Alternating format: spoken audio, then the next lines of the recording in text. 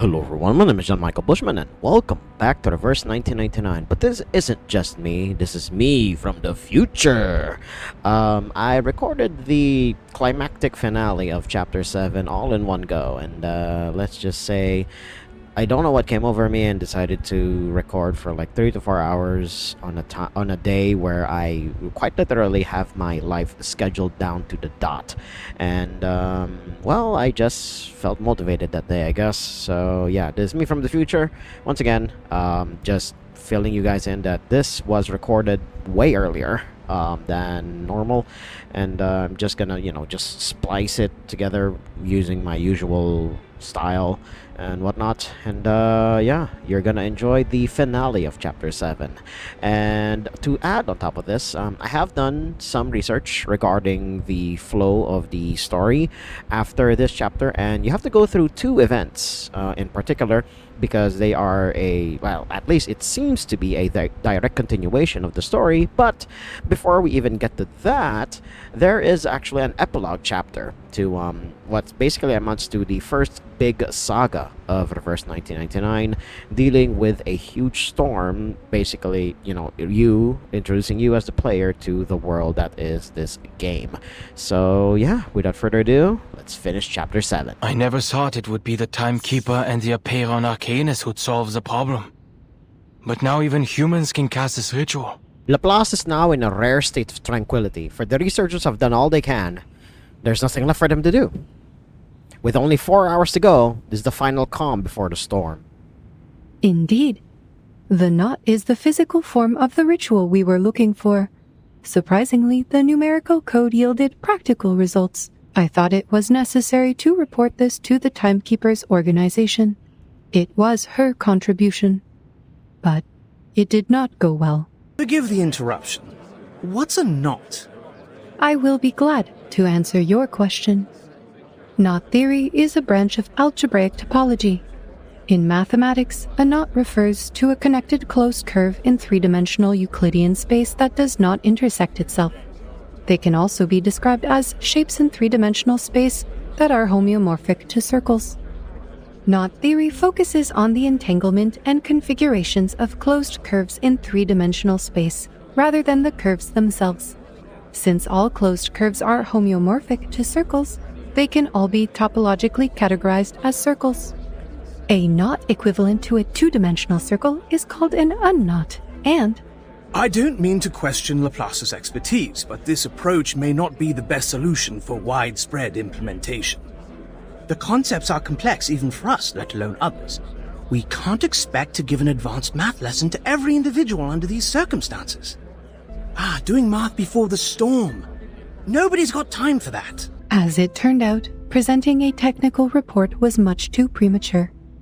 We should have a complete and official report once the immunity gear is produced. Maybe you can change your approach the next time you report to the Foundation. The robot shakes her head, disappointed by the failure of her report at the listener's math level.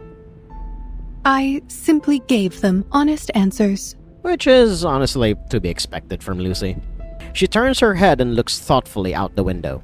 But this solution is deserving of widespread implementation. So we're getting the same shot again, but this time Lucy has her face on, which is honestly a lot more subdued in my book, because if she's just in her default outfit, or rather her default face is just a slit, she has more aura that way for me. But hey, this is nice. All we need is a piece of rope and tie it end to end, and spend 3 to 5 minutes to make this knot. This can be done anywhere, at any time, by anyone using any type of cordage. The oldest, fastest, and most basic ritual, the key to braving the storm, is a knot. Why didn't you tell the House of Integratus? I'm sure they would have funded us generously. I will make sure to put it in my interdepartmental report. A rare hint of frustration flickers across her face, but she quickly moves on to a subject that deserves her attention. But at this point in time, the knot only functions like an incantation. It is not suitable for widespread use until the research on the side effects and the converter are complete. In any case, I've completed all the tasks you assigned me. My last plea is, Please never put Ulrich and I on the same team again. The researcher lets out a deep yawn, feeling as if he hasn't slept in ages. Maybe he can catch a quick nap before the final battle begins. I'm surprised that you're not in the lab. Something bothering you? Wait, don't tell me you're charging here. The robot turns to him, an approving smile on her face. Excellent job, Researcher Adler. You have proven that you are keeping the locations of public outlets in Laplace in mind, which is a positive sign for your resocialization. That sounded like a backhanded slap, Lucy. What the hell? But I am powering up to reach my optimal condition, preparing for what is to come. The Scroll of Apeiron, the final piece of the puzzle, the key to minimizing any negative effects caused by the incantation. Wow! The designers on artificial somnambulism could use some of this inspiration. Look at the clouds, painted with a syndrome of colors and interrupted by a glorious streak of rainbow. It's truly a masterpiece. The red blur streaks forward at lightning speed, but the Lithiaos are still hot. They're still in hot pursuit. Those stingrays, basically. Their skins are becoming increasingly vibrant due to the storm syndrome. Funny. They're flying towards the headquarters out of instinct. Maybe they can sense immunity zones. These little beasts would make for a good study. But I'm not in the mood to take any prisoners. Lilia speeds up again, trying to lose the pursuers that are swarming behind her like a dark vortex. In front of her, under the clouds, the gray buildings of the Foundation are now clearly visible. Fuel and ammunition are running out. Her altitude is low enough, she can almost see the hallway outside the committee room. Maybe I should storm the Vice President's office with them. But other people might get hurt there. Never mind. She makes an abrupt turn, her mind racing with ideas. Dive into the lake? But the splash might wet the scroll. Wait, isn't that... Sprouts from the forest. That looks like a signal to land. Miss Lilia, this way. Ha! Good timing. Her friend's presence has given her a clear sense of direction. Without a second thought, she charges into the new forest with a huge herd in hot pursuit. Just before crashing into the trees, Red 38 changes course and rockets upward in perfectly straight line. But the creatures behind her have no such finesse. One by one, they slam into the mesh woven by the dense tangle of trees and vines. Enemies intercepted. Ally landed successfully. Miss Travis, the Elitiaos are all ensnared in vines. The druid closes her eyes, savoring the fresh air. The winds of triumph sweep through the woods. An excellent flight, Miss Lilia. We will take it from here. Come, everyone. We shall vanquish our foes with the aid of the woods. The Special Operations Squad is ready to go. Dr. Kakanya, are you really going to stay here? She shakes her head, her fingers tight on Marcus's communicator. For more than 10 hours, she has been waiting for Laplace to respond. Marcus lowers her eyes, burying her face in her scarf to hide the tears. The doctor quickly notices it. Her voice softens and changes to a lighter tone. Don't worry about me, young missy. This won't be goodbye forever. Besides, I have already provided all the help I can, right? I made Isolde show us the ritual and kept her under control, and now you've figured out how the ritual works. To test its results, you will need a couple of volunteers. But Marcus doesn't seem to find comfort in her words. But you heard the report from Laplace. The possibility of surviving the ritual is nearly zero without the converter and the scroll and... Nearly, they said. But not surely. The doctor interjects briskly. Plus, where else can I go? I was born and raised in this city. This is where I came from, where I lived and where I belong. This is my whole world. I despised the maggots under its golden surface and fought for the justice and fairness in our society. But I also cherish every detail of this city, from the intricate carvings on the theater columns to the dirt trodden by dockworkers. All of these things made me me. My family, my friends, my people, and my operas and culture are all here. I never once thought about leaving this place. I have never thought about destroying it either. He looks up and sighs sentimentally. Being washed away with it would be a just punishment for all my sins. Yet her eyes are free of darkness and despair. Marcus can clearly see her determination. I wish I could be as brave as you are. See you, Miss Clara. She gently reaches out to her. Not far away, the Special Operations Squad is ready to go. The helicopter begins to whirl, its last errand of the day. Inside the cabin, Isolde sits between the two Razor operatives, her wrists bound in cuffs. Hurry, ladies, before any of us turns into one of those exquisite paintings. Sorry, but the headquarters is too far for the teleportation disc from here. You'll have to bear with us smelly old grunts for a little longer. It is time to part ways. Goodbye, Miss Marcus. Sharing this era with you has been an honor. Their warm hands clasp in a powerful handshake. With a wave to the teary-eyed girl, Kakanya turns around and heads toward the city of madness. Is your birthday approaching, Doctor? It twirls sharply around at the entrance, entranced voice. Oh boy, that was a word. Isolde reaches out into the air, still in a dream she's unwilling to wake up from. There, the world is unchanged, and each day is filled with bliss. For a prisoner in the Foundation's facility, perhaps dreams will provide the solace she needs. I made this for you. She holds out the brooch, a piece so exquisite that it too seems to be an intangible figment of a wistful dream. Oh hey, I know that thing. I see it in the roguelike modes all the time.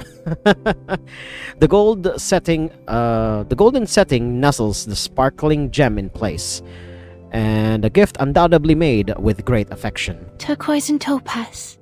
Just like you and your eyes. Jesus Christ, Isolde, please keep the gay down. Please accept my blessings, Doctor. May your life be filled with joy and contentment, and may your courage guide you through all that comes your way. How did you have the time to even make this thing? What the hell? You are worthy of all the beauty and goodness this world has to offer, and I will hold you in my heart and in my prayers forever. Jesus Christ, oh my god. Get a room! Today isn't Kakanya's birthday, nor can she see her reflection in Isolde's lusterless eyes. Star of Vienna holds up the brooch, yearning at the emptiness before her. If one were to die today, what would she say to her longtime friend? Friend in heavy quotation marks. Süße Träume, Frau Dittersdorf. Oh, she spoke in German yet again. Jesus. See, this is why this chapter solidified Kakanya and Isolde being the couple of Reverse 1999 for me. When they talk to each other in German, you know shit's serious. She takes the brooch and pins it onto her jacket. The communicator at her waist crackles. A ray of hope shines through the static. Madam Lucy, any progress on the research? The blind woman nods, smiling. 37 scrambles up from the floor, her eyes sparkling with joy. Fabulous! Now everything is perfect, like the number 10. He will be happy to hear that I've cracked the code. She skips across the room, the paper with the knot on it still in her hand. I did it, Vertin! I have proven the light of truth still shines. With some time, communication, and a flash of inspiration, we can bring it down from the unattainable skies and let its radiance illuminate all. And I've also proven that the truth is not out of reach or too distant to grasp. So, once Sophia knows about this, she'll come back to us, right? She opens her eyes wide, eager for the affirmation she yearns to hear. She will never get it. I'm sure she'll be happy with what you've accomplished, 37. Jesus Christ. Vertin, please, don't lay it on that thick.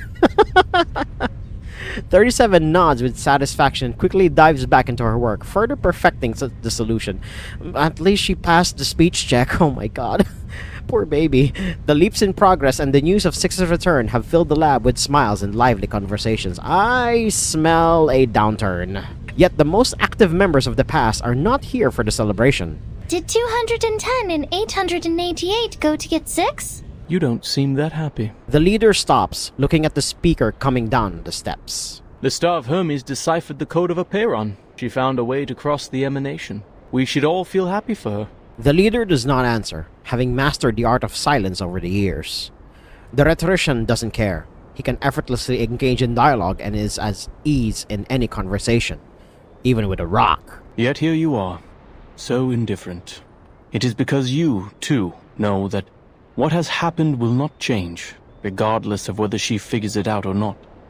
A meager ritual to save people from the emanation is nothing compared to the disruption of the law above. It also cannot change the fact that our faith is dead. We're talking about how the island has sunk, and we're now sailing in a tsunami. A tiny miracle, a spark of inspiration, won't save the ship from the wrath of the tides. His tone is sarcastic, but the mockery is missing in his eyes. He has seen that this shit's hopeless. Oh dear God. Coming from 210, this is very different from what we know about him. To be honest, I was surprised that she asked such a practical question. I guess the trivialities of the phenomenal world did eventually affect her. It's a shame that many others lack her determined will to see beyond the void of our broken reality. What's your point? Can't you see? I'm getting a rise out of you. He beams a huge grin. Oh, he was just rage Who would have baiting him thought the that whole our time. great, perfect, honorable leader of the School of Apeiron has been a nihilist all along? Oh my God. So he has been seeing through 6 the whole fucking time. Oh my God. You never revealed the truth, did you? That's why you kept us in the dark for 4 years. You never respected our beliefs for a second in your life. The man down the steps shakes his head. The people who seek the truth are more important than the truth itself. I may not understand that ever-shifting number, but I do understand and respect the people here. So 6 is saying that, yeah, you may be right, but you're more important than I am here. I'm just the gatekeeper of sorts. That's how I'm understanding this. He's continuing the conversation, a rarity to behold. Ever since becoming 6, he's rarely had a chance to unleash his sarcastic wit. So you know the secret. What now? Now that you know the truth could lead to a nihilistic void, I wonder if you would abandon our doctrines, our wisdom, and our inheritance, and step into the darkness in a fit of rage. When truth fails, sophistry prevails. Correct? Ha! We cannot deny that fate, the unspeakable, holds wisdom beyond our understanding. Perhaps it does take a resolute skeptic, an impartial nihilist, to steady this ship and remain detached enough to look on from the sidelines. 210 looks up at the distant grape-colored sky. It's a pity. This was supposed to be the best time of year to make wine. He leaves without looking back. The silent leader continues on the familiar path. A short distance away, 37 slides gracefully down the sand and runs toward him. 6! You're here! 888 said they're holding a celebration before the arrival of the emanation, in honor of the living and the dead. Will you join us, 6? 37. Do you remember the story of Socrates? The one you told me in the cave? The trial is over. Why mention it? You should answer my question first. Her words trail off as her eyes suddenly widen in fear. She's completely fixated on what's in the distance. She knows the feast is underway, and she's recalculated the safe zone for them to hold it in. Now, people are laying out food and wine on the ruined beach, among the rubble and wreckage, right next to the remains of the battlefield. Wait, are they holding the ceremony outside the immunity zone? I told them to go to the meadow near the top of the mountain where they will be completely safe. I've checked my calculations over and over, leaving no room for error. 888 must have made a mistake. I need to warn them. Her tiny arms are held back. Blonde hair droops over 6's eyes. 37 looks back in confusion at the leader's unusual behavior. 37.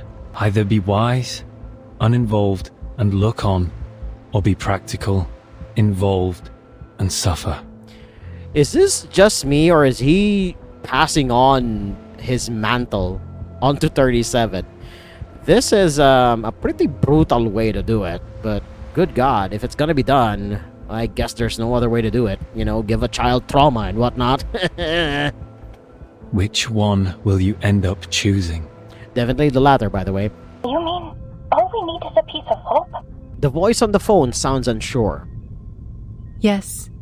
In recognition of your extraordinary contributions, Laplace is honored to present you with the fruits of our labor. This knot is the result of our research.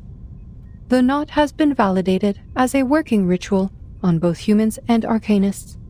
With the help of other arcanists, We found methods to avoid side effects and conducted small-scale experiments with success. So are you saying we can... However, since the experiment is still in its early stages, it involves a variety of materials and complicated rituals that are not yet possible for transmission. Nor can we deliver you any experimental equipment, as the storm is about to make landfall. The knot acts as an equivalent to the incantation, but it does not guarantee that we will meet the casting requirements or avoid the likely side effects. This is devastating news for everyone in need of rescue in the midst of a disaster. The robot pauses briefly, searching its database for kinder phrasings. I apologize, Miss Kakanya. Perhaps the result of our work will not really help your situation. You said the knot works on both humans and arcanists, right? Surprisingly, there's no despair in her voice. Yes. That is more than enough. This is the best news I've heard so far. There's a chance for everyone. The robot did not understand her mumbling, but she found something in her database that might help. I have 2 more pieces of good news. First, the curse is not inevitable. Our experiments showed a 0.49% likelihood of no side effects occurring at all. Second, the closer the storm gets, the more pneuma fills the air, leading to a greater success rate of the ritual. Yet, even with these factors combined, the rate of success is still extremely low. It's all right. With millions of people trying, there's hope that at least one person will succeed against the odds. Thank you for sharing this with me, madam. I will do everything I can to spread this knot in Vienna. To the arcanists, humans, Magyars, and Germans, they are all my people. Regardless of their social status, profession, or race, they all deserve the right to survive. Lucy ends the call and turns around. There stands a Foundation employee sent here to inquire about the experiment, with a stern expression after overhearing the conversation. Madame Lucy, I can only assume you acted impulsively and overlooked the proper application process. The knot is new and not ready for widespread testing. Distributing it in Vienna could lead to more casualties or even fall into the hands of our enemies. I must remind you that this is a clear violation of the regulations set by Pax Security Council, the St. Pavlov Foundation, and the Laplace... Ah, yes. How careless of me. The robot nods. But I did tell her I would share the results of the research, and this is what you call a promise. And the database says, a promise made is a promise kept. The storm is imminent. The final moment has arrived. My brothers and sisters, put down your cups for a moment and lend ear to me. We were born extraordinary, yet estranged from the world around us. Throughout the ages, we wandered the world like a ship lost at sea. Despite the instability and chaos, we persevered, and together we sought after the truth that would illuminate us all. Through introspection and contemplation, we cleansed ourselves of hatred, madness, and delusion, and embraced the value of beauty and harmony. Yet now, our shattered faith mingles with the rubble of this phenomenal world, as specks in an unjust timeline, as remnants of a tide long receded. The dream of the transcendental world is broken, and the order of the transcendental law is no more. Our sanctuary has crumbled, exposing us to live in a world filled with conflict and turmoil, where we will be trapped in the wheel of birth, doomed to repeat the mistakes of history for eternity. But do not despair, for there is another way to the truth. It is a path fueled by unbridled passion, one that was stifled by moderation and restraint. A path that transcends the individual, breaks all boundaries and limitations, and leads us back to the essence in a fiery blaze of glory. This path is the emanation, which we stride into for the ultimate truth of our journey. Doctor? The boy eases his pace as he sees Kakanya rushing his way. Finally, someone I know! She cradles a thick sack of pamphlets in her arms, a little out of breath. Ilich, gather everyone you can and have them read out these steps in the plaza for all to hear. If possible, go to the telegraph office or use a printing machine to copy flyers. Distribute as many copies as you can. I'll go to Leopoldstadt and find the Gracchus brothers. They know where to find abandoned military hot air balloons. What are you talking about, Doctor? People are too busy trying to escape. I want nothing to do with those crazies. This? A guide for tying knots? Don't you know the world is about to end? So many warnings. Who'd want to read this? The people who want to survive will read it. I can't guarantee anything. It's a gamble for our lives. But people have a right to try before doomsday arrives. Edith, please trust me one more time. Please. The boy recognizes the plea in her voice. Fine, Dr. Clara. If this works, your coffee for the rest of your life is on me. That's usually said by anime characters just before they die. Why? Clutching at her own hair, she lets out a heart-wrenching wail. Why? Why are you still leaving? I found the truth. I completed the test. I deciphered the code of Aperon. She struggles, trying to break free from the arm holding her back, her eyes fixed on the beach before her. Why aren't you stopping them, Six?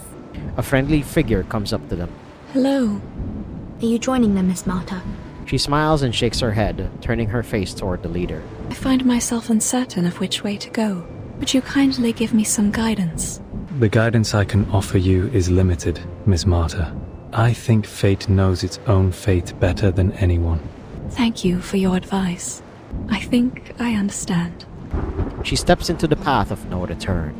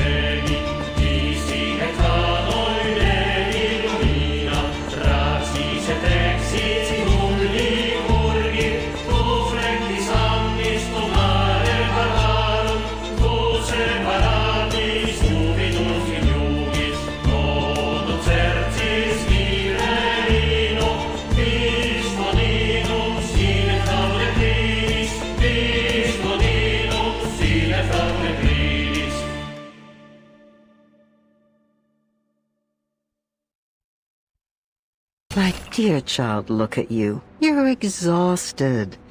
I couldn't be of help then. But it's okay. The party is over now. At least let me brush your hair, darling. Or your hair will get all knotted. And it will hurt you when you try to untangle them. Yeah, it happened more than once. I'm not surprised. An old friend of ours, not. Often we learn our knots before we even know how to read and write. A knot could be an obstacle that breaks the consistency of a flow, and also a reminder of forgotten things. You can use just about anything on hand to make a knot. Leaves of grass, the fur of an animal, even fallen hair. But the sturdiest knots are tied with rope. Knots are often found in many stories. Signify promises, counting and measuring, an instrument of salvation, and one of execution. Oh, I could go on all day. The influence and power of knots can't be overstated. It is said that it was in the cutting of the Gordian knot that Alexander became the Great. Just touching the meters-long rope provides blessings to the faithful in Bellum. And tiny knots on strings can carry the history of an entire people. The ancient Inca called it quipu. The intricate variations of hundreds of fabrics, colors, and lengths of strings were used to record their stories through the ages.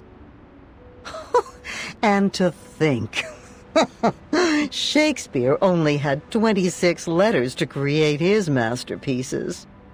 Isn't there something that's a bit more practical? Just look around you. Don't sailors use knots to mark depths and mend sails? Or coachmen tying knots to rein their horses? And any respectable lady or gentleman knows the knots they must tie about their necks to stay in fashion. Or consider the knot-like helix structure of DNA and the changes in states of matter. Invisible to the naked eye, these knots carry some hint at a universal law. That there might be a string, like the quipu, an endless rope that records in its knots everything in the world, one that can't be seen, yet there it is, everywhere, all at once. Maybe you can tie this knot yourself. Use your hair, then form a loop, pass the end through it, and tighten it up. There you go. I hope you keep this knot as a record of the words we shared here. I don't understand. I should be giving them my blessings. They're brave enough to return to the essence, but instead, sadness washes over me. When Six said that she will quite literally lose everything in pursuit of the truth, never in my wildest dreams did I imagine that it would be this literal. I should feel happy for Sophia, now that she knows her soul number. Yet, I am filled with sorrow. The beach is quiet, clean, and perfect again. The storm has washed away everything that's happened. The war, the crowds, the clinking cups, all gone. It restored to the likeness of a better time, with no remnants left behind. The last echoes of an era have faded into the distance. Why did you all leave? Is it because I wasn't fast enough? Is it because I didn't do well enough? Her petite frame sways in the breeze until finally, she crumples to the sand.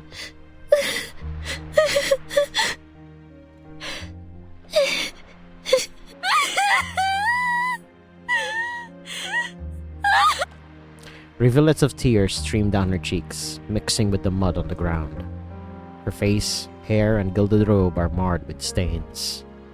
But she knows no concern as she bawls her eyes out, her grief tearing at the core of her being, like the first cries of a newborn entering the phenomenal world. Thus the leader knows the question is answered. Rather than looking on, she has chosen to be practical, involved, and suffer. And now the moment of parting has come. Go, 37. Leave the island to the world outside. Ms. Verton, you're clearing a path out of the mires of the phenomenal world. I sincerely hope you will steer it away from the horrors of war.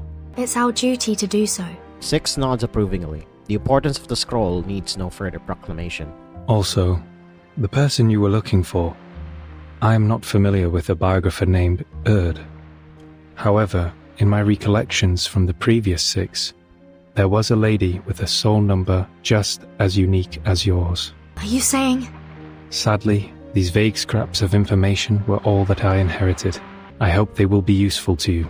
He turns around without another look at the empty beach, starts walking back. Some believers trail after him without hesitation. Seeing this, the girl wipes off her tears and scrambles to her feet. No! Wait! 6, where are you going? Everyone is gone! Sophia, 210, 888, and now you too? I'm returning to the cave, 37. There are still people who refuse to be caught in the cycle of hatred, or give in to unrestrained passion. The entrance to the sacred place may be destroyed, but the people's faith is yet to be extinguished. We will persist in studying the scrolls, copying the scriptures, and restoring our halls. We will worship the Ancient One in penance and work to rekindle the flame of our broken beliefs. The island is a manifestation of our choices, a haven removed from the phenomenal world, a place of order and harmony. and it is our determination that will sustain its tranquil existence. I will go with you. No, your choice has already been made, 37. You should not go back. The sorrows and doubts you have can only be alleviated by experiencing the outside world. 37's face turns completely pale. 6 shakes his head, looking toward the setting sun. Thousands of years ago, the first faithful ones fled from the Roman Empire and journeyed to this island, where they founded the School of Apeiron. 500 years ago, refugees from Arabia found shelter here. They filled the cavern's shelves with copies of their writings and texts. Half a century ago, scholars who had their research exploited for warfare came and expanded our knowledge on modern mathematics. There were many 37s and 6s among them. Yet, are we any different from them in essence? Even if we are no longer here, the numbers 37 and 6 will still exist. Even if the island sank, these numbers would reappear elsewhere. The integer sequence is infinite, 37. Rather than clinging to a set of specific numbers, you should go and work out your own calculations and conclusions. So now you're choosing to be wise and look on. But I don't understand. How could one be wise by being uninvolved and looking on from the sidelines? 6 lets out a sound, almost like a chuckle. You overestimate wisdom, Miss Verton. It can't do everything. Wisdom can free people from ignorance, but it can also lead them to a nihilistic void. Yet, someone will always seek this wisdom, even if nihilistic, to briefly rise above their worldly troubles and find some relief. And someone will have to stay here and provide a neutral haven for the drifters of the phenomenal world, and give the lost souls a harbor to return to. He turns again, ignoring the calling behind him this time. Wait! 6! Wait! She rubs her face with her palms and pulls up her robe, running down the beach. She stumbles over a pebble and falls, but pushes through the pain and rises to her feet, still running as fast as she can. Wait, 6! Atticus! Oh god, no. Oh, it's serious. She calls him by name. Okay. The man stops. He had not expected to hear that name. Numbers are the essence of one's soul, and names are but echoes of the phenomenal world. He was born into his number, long before he was given the name Atticus. 37 never once called him by that name, for she had always valued the essence above all else. Now here she stands, hair tangled with mud, knees bleeding, all battered and bruised, yet her gaze remains resolute. Will you leave a door open for me in your cave, like when we were kids? I know the transcendental laws in disorder, but that doesn't mean the truth is gone. I will carve a new path through the chaos, calculate better solutions than ever before, and delve into the phenomenal world to discover all it has to offer. By then, if I run into problems that I can't solve, can we talk about them together? Like we used to? The 3 maxims were carved on the pillars of the Temple of Apollo. Know thyself, nothing in excess, and give a pledge and trouble is at hand. What can he say? Alleviating doubts is a leader's duty. Yes, a door will be left open for you, 37. Both you and your friends can come in. It's a promise. 6. She brushes away her tears and waves to him. It's still a goodbye, but no longer as devastating. The last of the Apeiron followers have left, leaving only the Timekeeper's team on the beach. Zeno sent a ship to pick us up. Let's go, 37. The researchers of Laplace would love to meet you. The girl's shoulders are trembling. Are you nervous? Afraid of the unknown world? I mean, her mom explored the outside world, but unfortunately died, so let's see how the daughter will fare. Maybe a little, but I will get used to it. Yeah, you will. You're a smart baby. She lets out a breath, clearing the tangle of emotions from her mind. A familiar smile lights up on her face. Because the nature of the universe flows in all things alike.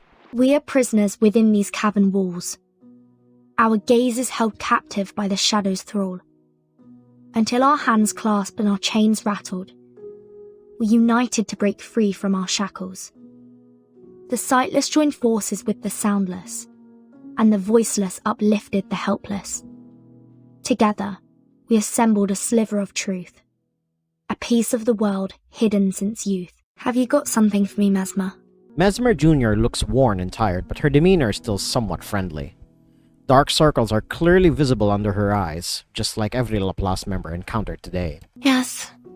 They asked me to give this to you. The culmination of our research. The crystallization of man and all its wisdom.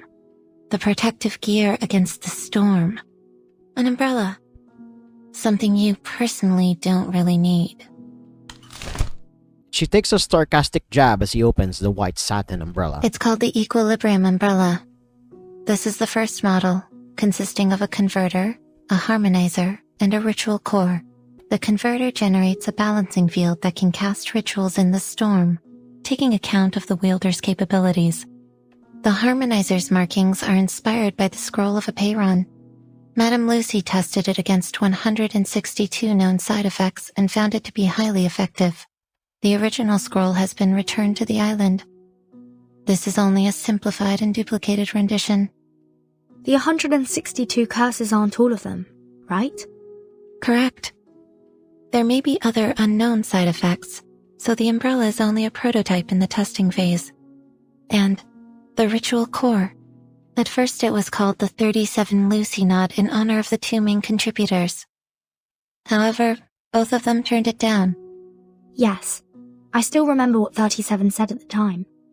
She would rather name it after the mathematical properties of the knot, even if it's too much of a mouthful. No. 37 is not a name, and the truth should not be dressed up with anyone's name. I only found it. I didn't invent it.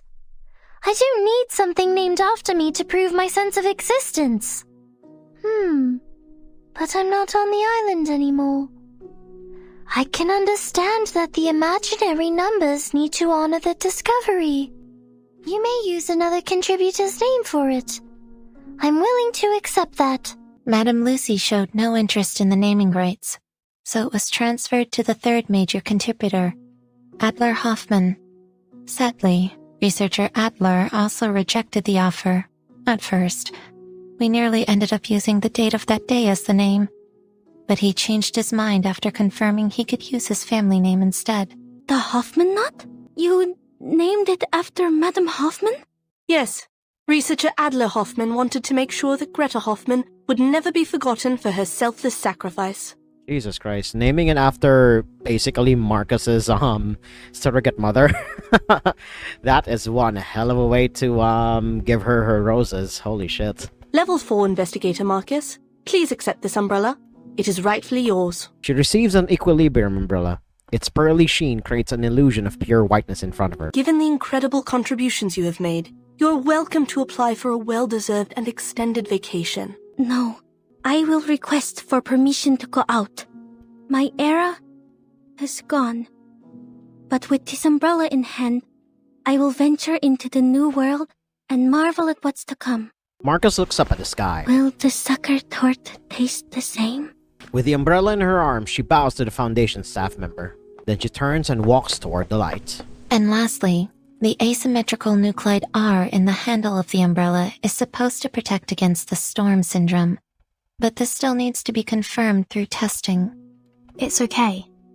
This is the one thing we need the most. If you have no further questions about its usage, I'm heading back to the rehab center. The afflicted researchers there are in dire need of my magnet therapy. Don't you think 1 is not enough for my needs? I think 5. No, 15 might be more helpful. An unexpected question. Mesmer Jr. stops with a surprised look on her face. My suitcase can't protect humans from the storm. They'll need the umbrella to survive. In the future missions, I may encounter lots of... Mesmer Jr. interrupts. Just a reminder, Timekeeper. This is only a prototype.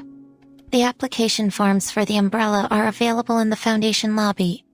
Feel free to apply for as many as you need. She turns and leaves, not staying for another second. Thank you, Mesmer. The amount of sunlight is just right. The umbrella pops open, rotating with a touch of grace. Against the white fabric, the golden knot gleams with brilliance. 37 was right. It is a beautiful shape indeed. The Foundation Square has been restored to its former glory.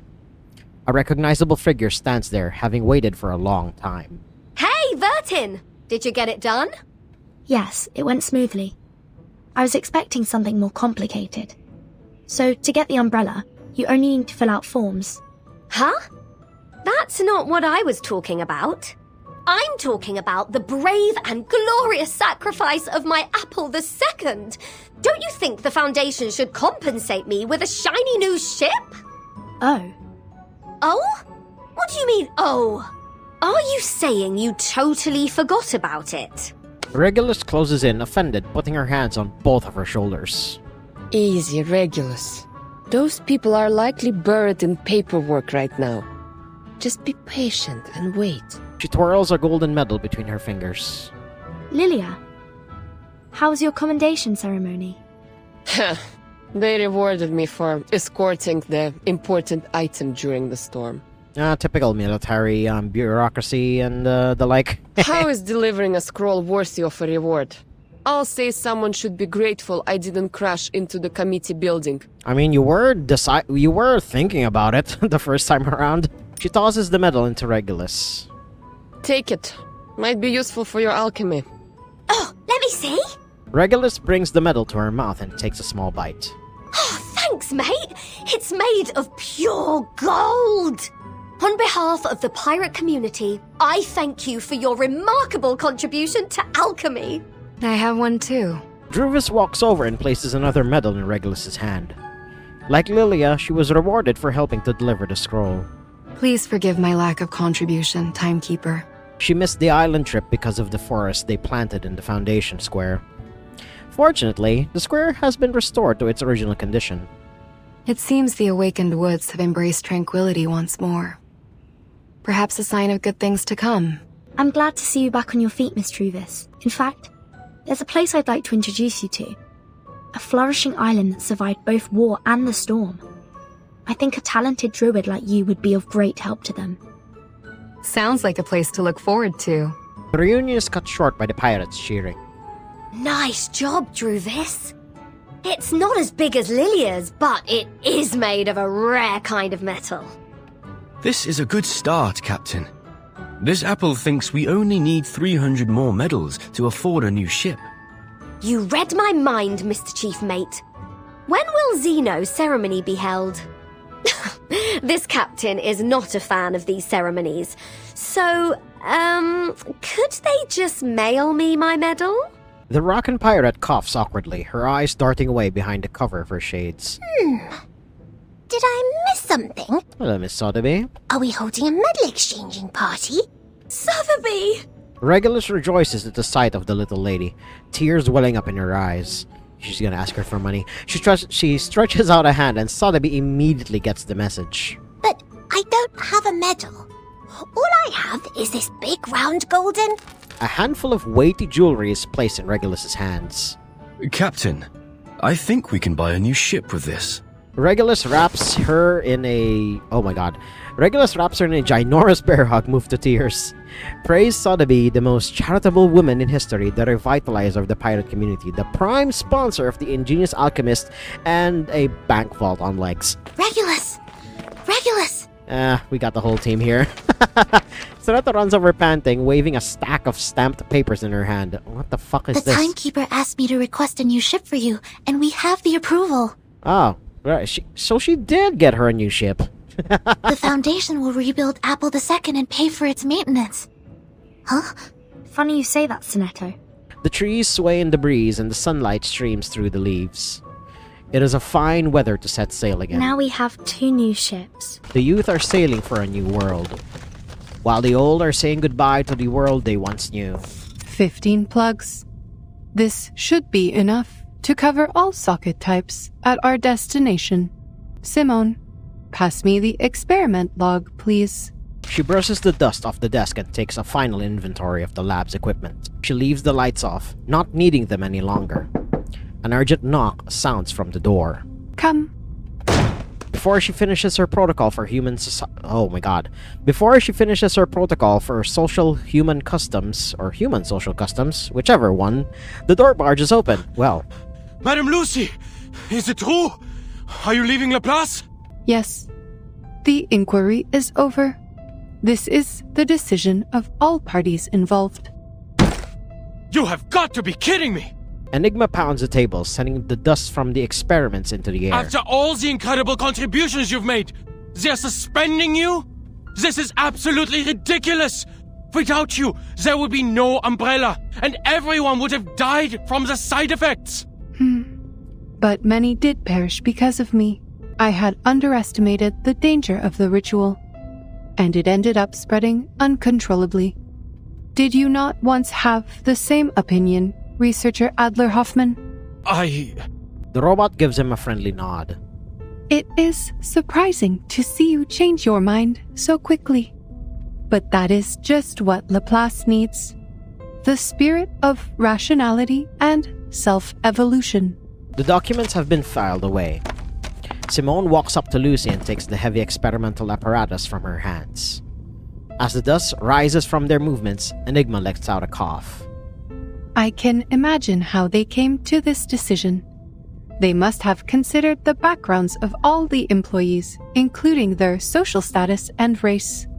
After 8 years, we finally created an umbrella to withstand the storm. However, our methods for achieving such progress and breakthroughs were too much for some to handle. People needed an outlet for their frustrations, so someone had to be held responsible for the accidents and casualties. Numerous complaints have been filed against me, accusing me of being a cold, heartless opponent of humanity. Within the Foundation, Zeno, and even here, some are starting to question the idea of having an awakened piston as a leader of Laplace. They argued about my arcane abilities, unsure if I had them under control or if they were becoming unstable and affecting my ability to make rational decisions. The robot realizes an overlooked detail. I did give the nod to Miss Kikanya in violation of the confidentiality agreement, but ultimately, it helped people survive, and that is all that matters. But Enigma does not pick up on this realization. He's already enraged, fists clench into a ball. So they're questioning your standing because you're an awakened? An arcanist? They're doubting the rationality of a machine that values technology and progress above all else? Could anything be more absurd? Even I, a human, was on the verge of giving up. It was you who convinced me to save our species. My question is, why are you so upset? You know, considering that you will be on the forefront of an event later down the line, I don't know if it's an event or a main chapter story again, Lucy. This setback in chapter 7 is going to be the least of your worries. This does not affect you. In fact, you may be promoted. Laplace is setting up a new department, and you and Ulrich should have been invited to head it. Weil das verdammt ungerecht ist! Diese Leute kennen dich nicht! Sie haben nicht mit dir gearbeitet oder dir zugehört! Und doch ernten sie freudig die Früchte deiner Arbeit! Während sie dir keinen Respekt erweisen! Der einzige Grund, warum du suspendiert wirst, ist, weil du, ein Erwachter, nicht wirklich sterben kannst! Oder sie würden dir jetzt eine Ehrenmedaille auf deinem Grabstein verleihen! Maybe you should take up that offer. At least you will get a promotion as a just reward. Enigma opens his mouth, but no sound comes out. He wants to tell her she's wrong about him wanting the promotion, but he's too flustered and angry to speak. The robotic eye slit pulses as she continues in her unemotional tone. By the way, Ulrich ended up receiving a medal. But like you, he was not exactly thrilled either. He is outside the committee building, refusing to eat in protest. But everyone knows how resilient the awakened can be. It is going poorly. She shakes and sighs, deeply remorseful for her subordinate's behavior. I will suggest that one of you take this position. No one knows this research better than the two of you. Not a chance! The research must progress, and you also need to ensure that the results will not be abused. A valid concern. Scheiße. You're right. Enigma is caught in a fierce battle between his principles and his duty. But the robot doesn't notice these unimportant details. She nonchalantly walks over to the chair and runs a final battery check. The punishment does not bother me, Researcher Hoffman. Power exists only in your dictionary, not mine. From the moment of my awakening, I have been unable to comprehend you creatures. And even now, that remains unchanged. She states with no emotion added to embellish her delivery. Enigma's mouth falls open in shock. Meanwhile, the robot just keeps on talking. We operate in different ways, just like how our fuels differ. But the bright side is our paths align. Whether we are creatures or machines, humans or arcanists, most of us strive for a better life. It is this primal desire that drives progress. That is why I put on the mask of a human and work on improving my appearance and speech, all for the sake of better communication with you. Unfortunately, my efforts do not always pay off. Some say that the more human-like I appear, the more different I seem. She shakes her head with regret.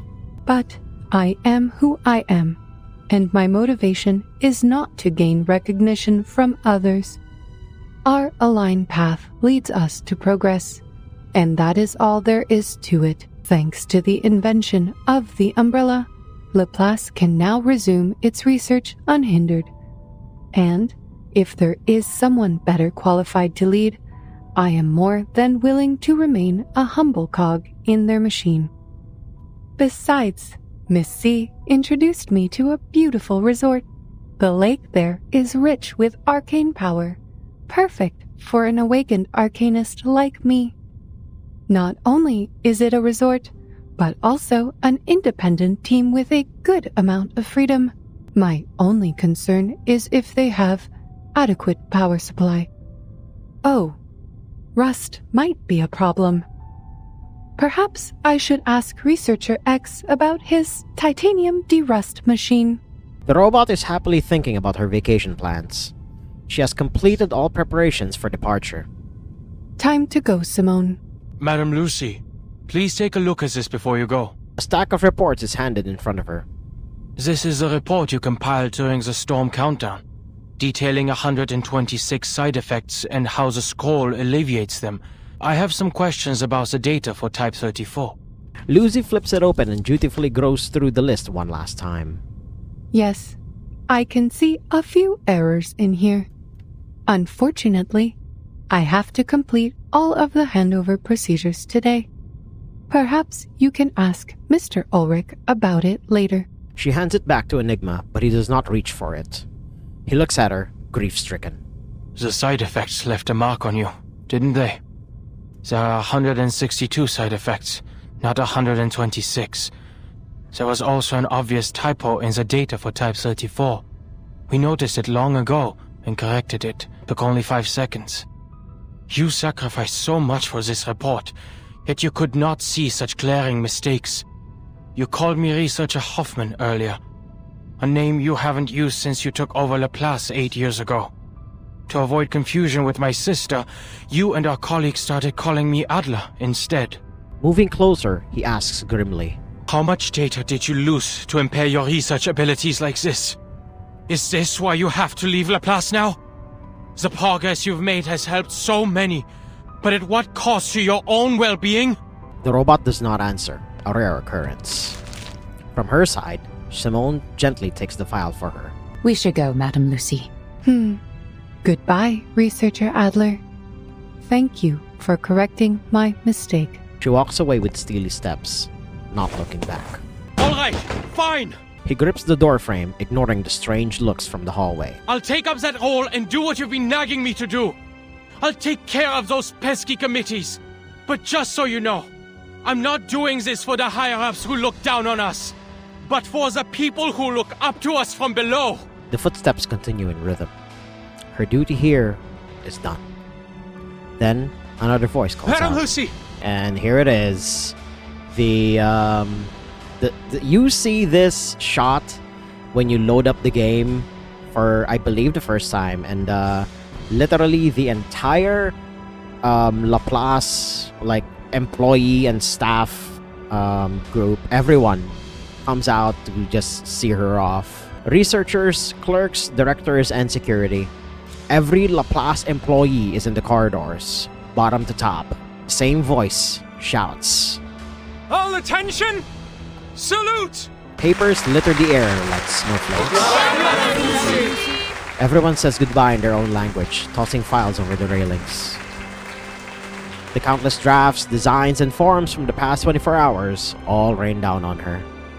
They were created for the storm and have completed their mission, just as did the robot. Simone, why are they throwing papers at me?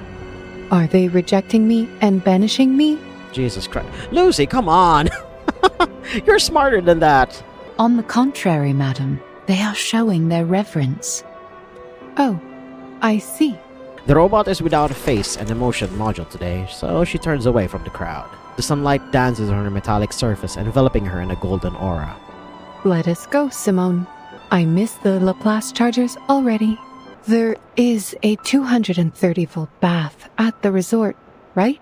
And we are gonna cut it here. And I'm actually gonna cut this video up into 2 segments because, good God, this was an extremely intense ending to the chapter. Good God, chapter 7 is so fucking loaded. Holy shit. But it feels like the end of one large saga. You know, the first 7 chapters of this gacha game. And yes, I forgot that this was a gacha game. It's storytelling that you very rarely see in a gacha game. And I'm honestly very spoiled now, thanks to this game. So I'm gonna cut this video up into 2 parts. Hell, I'm even gonna put this like ending slide across both parts because, good God, I have been recording for probably a grand total of 3-4 hours now just to get this ending done in one sitting because it's that damn good. So yeah, we're gonna cut it here. And oh boy, I'm not gonna say too much. This entire like slide here, the progress of the storm immunity project, this should explain everything that happened in chapter 7, just pictures alone. But it's not gonna give you any important details, of course. You're gonna have to tune into my videos to find that one out. So we're gonna cut it here, and if you like what you saw, you want to see more, hit like, comment, subscribe, and share this among your friends. And until next time, toodles.